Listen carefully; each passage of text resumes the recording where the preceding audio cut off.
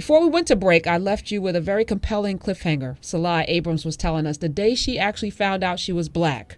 So pick back up. You and your sister, you're in the joke book. You're in the black section. Your dad is off the room. Yep. You didn't know he's listening. Right. What happened? So we're sitting at the kitchen table reading, and there was a joke from the book, and my sister reads it out. So how do you stop an N-word from jumping on the bed? And the punchline is you put Velcro on the ceiling. Right? Now the thing is... Hold on, wait. Okay, I get it. Okay. Yeah, it's hilarious, right? So, but as a kid, right, you think these kind of things are funny. And actually, a lot of adults think this kind of things are funny. So my dad hears the story. He hears me laughing and cackling with glee. He comes flip-flop into the kitchen to grab a beer. He's wearing flip-flops. Yes, he's wearing flip-flops. You know, he's got his Harley shirt on because he's working on the Harley. And he comes in and he grabs a beer, slams it shut, and says, I don't know why you're laughing, Sil Lai. You're one. And he walks out the door. And that was it. And that's how I found out I was black. So my immediate reaction, of course, I'm staring at my sister who's got this most pathetic look on my face, and all I'm feeling is shame. And I'm completely overwhelmed with the sense of, holy cow, my life is over. I'm black. All the words that the kids have been calling me all these years is true. I am an N-word. I am a porch monkey. I am all these things.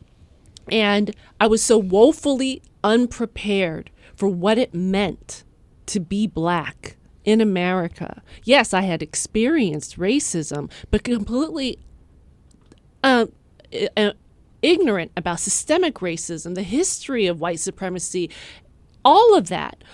Only thing I knew what to do was to run across the street to my best girlfriend's house and bang on the door, crying, saying, I'm black, I'm black, I'm black. And it literally changed the entire trajectory of my life. And I spent the next 4 years passing out of fear, because even though the kids had always called me the N-word, I always had this sense of superiority of, well, I'm not really. Right. And then when I found out that I was really, it just completely split me in two. You know what's fascinating about that your dad could shatter your entire existence of who you are with just one sentence, walk away and leave you completely destroyed, when before that day, everything people said to you didn't matter, because in your mind, you weren't that. That you in that moment accepted that is fascinating, because it just speaks to the very thing that we're talking about. If the day before you weren't that, then the day after, why are you all of a sudden that? When because it was of not the complete, all of our media messaging, the work I do with my organization, Truth and Reality, is about, creating more positive depictions and media imagery of black women, is because the messaging that we receive, we're inundated day in and day out about black inferiority.